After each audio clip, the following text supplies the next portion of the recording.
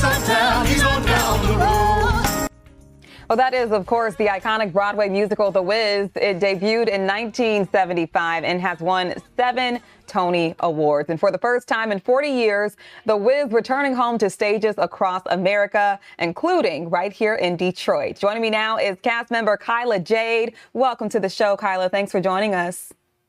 Thank you so much for having me.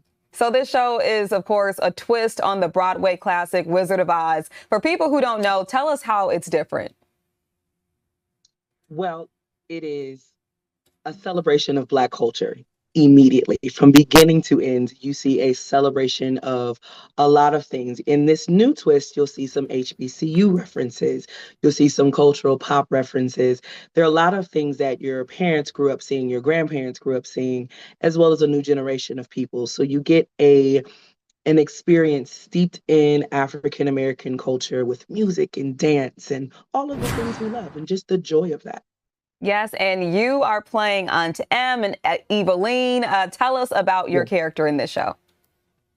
I play 2 very different characters. I play a very maternal character in the beginning, and then I play the evil witch. She is the villain of the show, which is a lot of fun to do. With this being our 50th anniversary of this tour, there's so much legacy. There's so many things that have happened. You had the Broadway, and then you had the movie, and you had a couple of iterations. So being 50 years and coming back to the Fisher Center, what people don't know is that in 1974, the first auditions for the pre-Broadway show happened at the Fisher. So the fact that we get to come back there is amazing.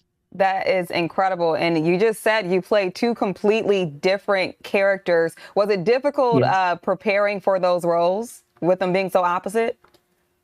Absolutely. It was extremely difficult.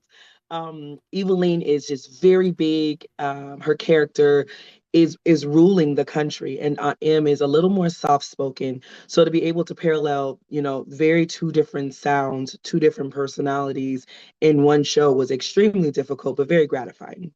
And yesterday was opening night. Tell us, what was it like? Yeah. Let me tell you something. Detroit came out. All right. We had a good time. It was so much fun. The thing I love about Detroit is that it's Music City. And so people are prepared to hear good music. And so when they like it, they tell you. And so there'll be times where it was quiet and you hear, I know that's right. You better say. We heard all of that. And so we are ready for Detroit.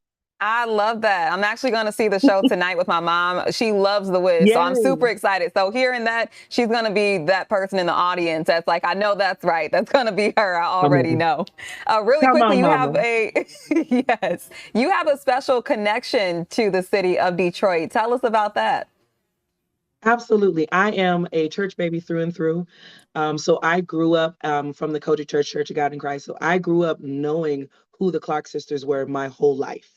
So coming and spending time, I've traveled with the Clark sisters. I've been around gospel music as a whole from Detroit and the Detroit sound. And then as an artist myself, Aretha Franklin was my blueprint. So to come back to a city that is steeped in so much of my own musical history is so humbling and so very exciting. Incredible. And before we let you go, do you have a favorite song from the show that you love to perform? Ooh, that's like asking me my favorite food. I just like to eat. This whole show has so many beautiful moments, but I will say my favorite scene is the very beginning of Act 2.